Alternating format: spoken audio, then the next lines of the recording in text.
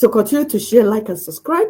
We'll give introduction to the main topic, which is dying of hunger in the land of plenty. Dying of hunger in the land of plenty. Because you know that Nigeria is number 6 oil producing nation, number 3 or second of gas. Everything, all the mineral resources you are looking for in this world is in the land. Yes. Then why is it that people are dying of hunger? To the extent that they will be so desperate that they will die while trying to grab a loaf of bread. Something simple that even dogs have access to in Western countries. But my people don't have access to daily bread. Why? Why? Why is it that people are dying of hunger in the land of plenty? You see, we cannot reverse time, but we can build a new future. We cannot reverse time, but we can build a new future. There are positive alternatives, and we could begin to form new alliances to secure a better way of doing things. This quote was by Kemi Badenoch, a Yoruba UK conservative political leader. You know, on this platform, when people say the right thing, we bring what they have said to you. We'll make you know them. If they begin to say something that is not right also, we'll tell you that, no, this one that this person said is not okay. Nigerians, how many people will have to die before we can get our senses back? How many? How many more people will have to die? How? How many? What other atrocity do we want to see before we begin to regain our senses back? How did our people become this hungry within 1 year of this self-imposed president that was rejected countrywide? They rejected him in Lagos, rejected him in Abuja, rejected him in Port Harcourt, which was why they were doing grab it, snatch it, and all that. The people said no. Within 1 year, our people have become so desperately hungry. Remember the Structural Adjustment Program, SAP, SAP, 1986, SAP, of former President Ibrahim Babangida.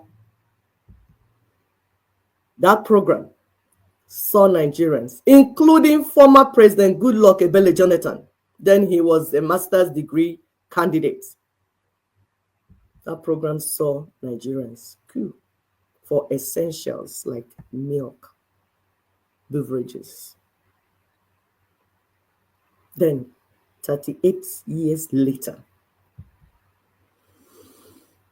Tinubu's economic policies did not only yield instant results of currency collapse and hunger multiplication. We are seeing corpses of Nigerians, hungry Nigerians, littered countrywide at Ibadan, Abuja, Okija, Anambra, as a result of stampedes at Christmas Palliative Food Distribution Center. Oil-producing country will now have palliative food distribution center.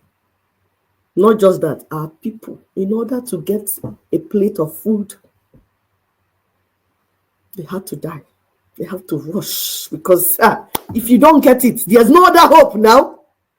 This is the only hope they're seeing right in front. They must grab that plate of food. Otherwise, they don't know what will happen. I tell you, most of the people there, they're thinking about their children at home. If I don't get this food, what will my child eat? Yet we're not at war. I'm not aware that Nigeria is at war. But my people are dying for a bowl of food. The other time we saw them, it was loaf of bread. We are dragging, running to get loaf of bread. The government, rather than take responsibility for getting Nigerians so desperately hungry, they began to blame the organizers who were just trying to remedy a terrible situation created by the government's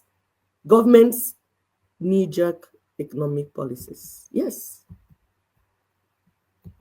it's their policies that created the hunger. Knee-jerk policies. Background this one. Background this one. Subsidy is gone. So recklessly said.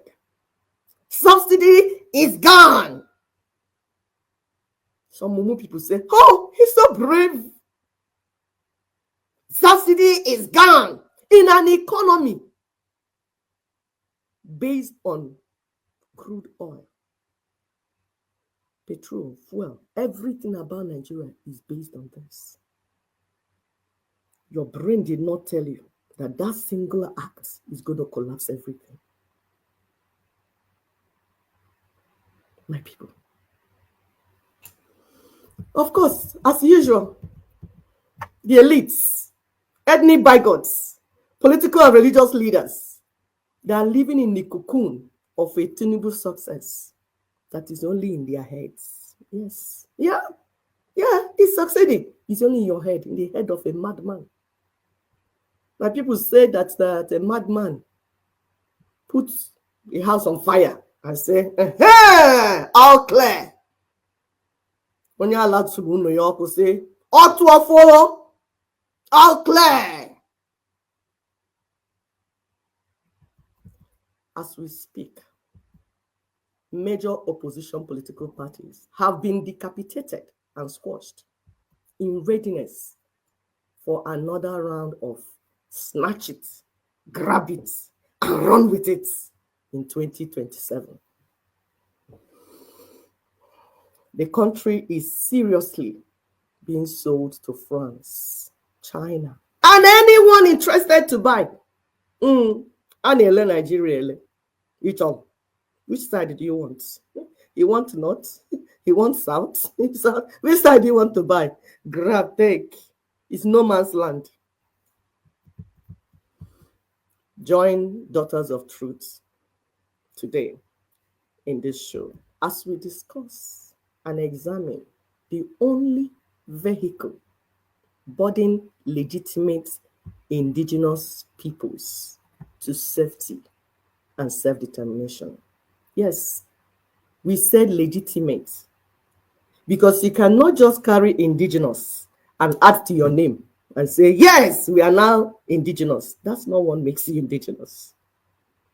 The indigenous peoples know themselves. They know their lands, they know their boundaries, they know their languages, they know their culture, they know their tradition, they know everything about themselves. They know their original names. So you cannot go to somebody's land and add indigenous there and say, yeah, we are now indigenous people of Ndimo. That's not how they get indigenous. So this vehicle, you see, we mentioned safety and self-determination because safety is important to us. You cannot be fighting for freedom and the people you're fighting for freedom are being massacred. It doesn't mean anything to you.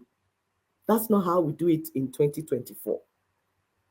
We don't want crisis. We don't want war. We want safety. That's why we are ready to peacefully negotiate, have conversations, talk to our people, because we believe that everybody has brain in their heads. So we talk about self-determination. We negotiate.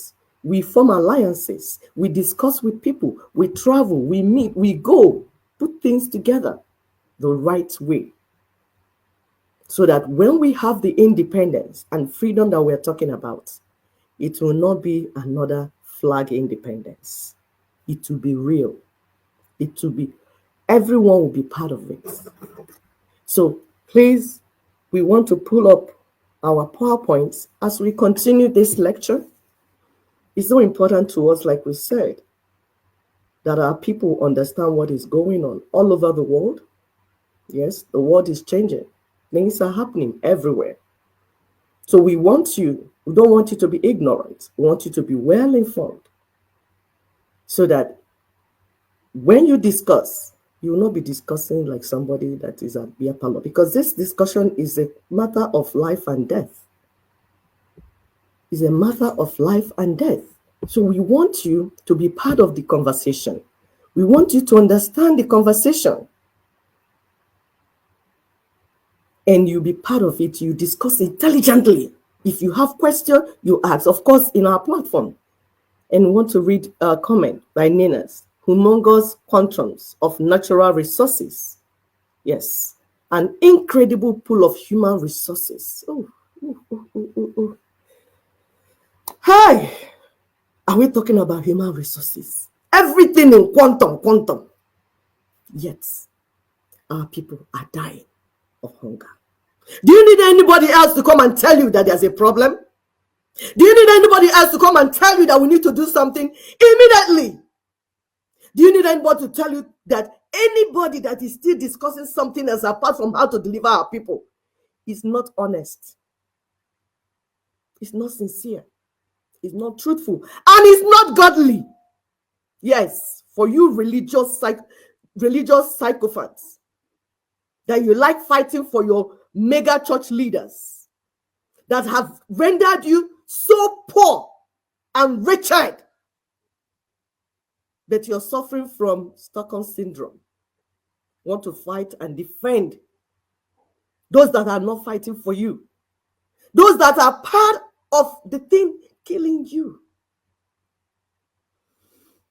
Our topic, like we said, is dying of hunger in the land of plenty. Objectives today, introduction, which we have already given to us. We'll look at countrywide Almajiri system. Yeah, that's what you're living in. Everybody's now an Almajiri. We're all beggars. Different levels of beggars.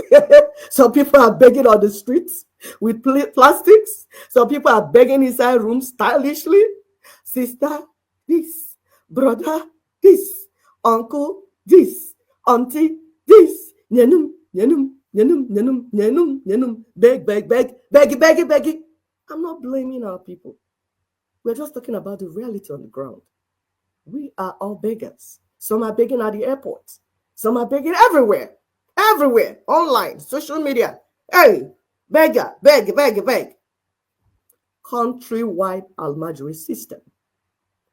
Another one is, another subtopic, Tell This to Nigerians' Political Class by Ndidi Uwoche.